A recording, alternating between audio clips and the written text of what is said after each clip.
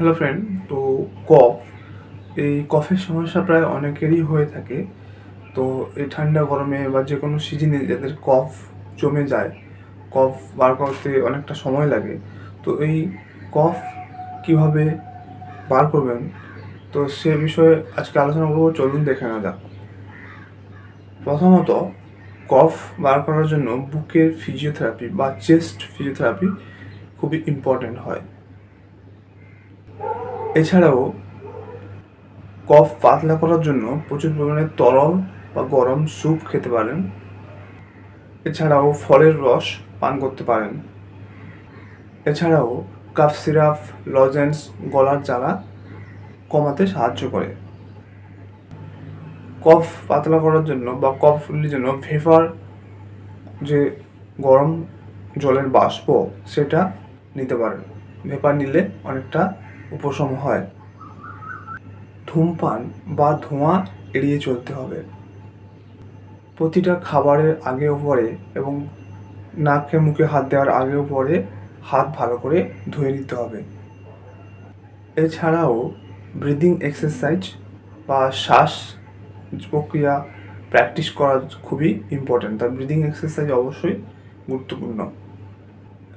এরপর হচ্ছে বিটাডাইন গার্গেল, অর্থাৎ বিটাডাইন দিয়ে গার্গেল করলে কফ অনেক উপশম হয়, কফ বেরোতে সাহায্য করে। এরপর হচ্ছে উষ্ণ গরম জল খেতে হবে, অর্থাৎ গার্গেল করার সঙ্গে সঙ্গে উষ্ণ গরম জল খেলেও কফ রিলিজে এবং গলা ব্যথাতে সাহায্য করে, গলা ব্যথা কমতে সাহায্য করে।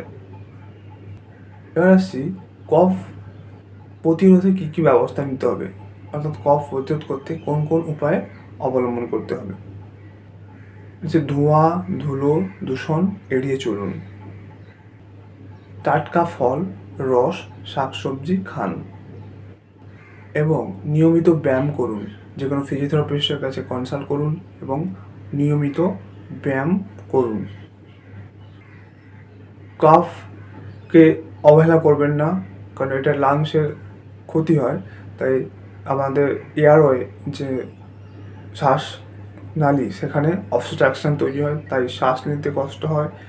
তো আরও বিভিন্ন রকমের সমস্যা হতে পারে। তাই কাফ হলে অবশ্যই বার করে দেওয়ার চেষ্টা করবেন এবং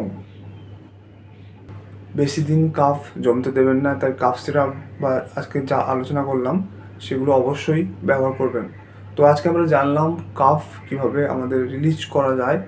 তো আমরা প্রাকৃতিক উপায়ে এভাবে আমরা ট্রাই করতে পারি।